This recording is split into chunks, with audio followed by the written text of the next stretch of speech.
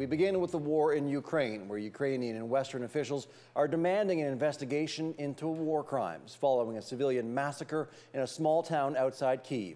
Residents say before Russian troops retreated the area this weekend, they killed civilians without reason. Jason Idola reports. Amid the destruction in this Kyiv suburb are scenes of a horror movie, according to citizens. Multiple bodies were scattered on the roads, and this mass grave was discovered in Bucha this weekend, following a Russian withdrawal from the area.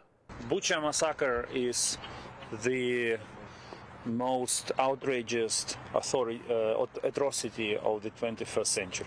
Ukrainian authorities and residents are accusing departed Russian forces of targeted killings, claiming troops went door to door, shooting civilians without reason.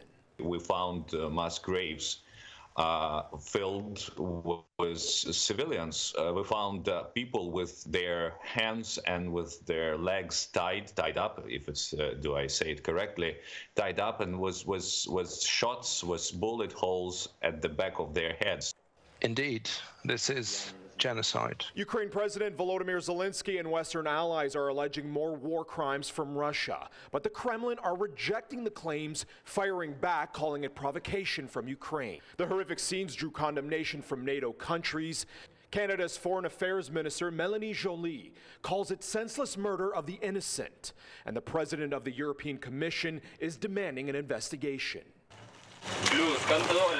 Officials in Kyiv say more than 400 bodies have been removed from area towns, leaving behind more rubble like a destroyed bridge, vehicles, and aircraft. While the International Criminal Court looks into war violations, Ukraine claims the area was taken back from Russian units, who have also retreated out of the northern flank. What we see is not a real withdrawal, but we see that Russia is repositioning its troops, and they are taking some of them back to rearm them, to reinforce them, to resupply them. Meantime, NATO officials say Ukrainian forces should expect to see more supply as well. Between the United States and our allies and partners, for every Russian tank, there are, or will soon be in Ukraine, more than 10 anti-tank systems for every Russian tank. So across the board, what we're trying to do is to make sure that Ukrainians have the systems that they need, that they can use, and they can use right away. Now, it doesn't appear that there's any de-escalation, as Ukraine's deputy prime minister is reporting a mayor of a village in the Kyiv region was murdered while being held by Kremlin forces. She adds there are at least 11 mayors and community leaders that are under Russian captivity in the country today.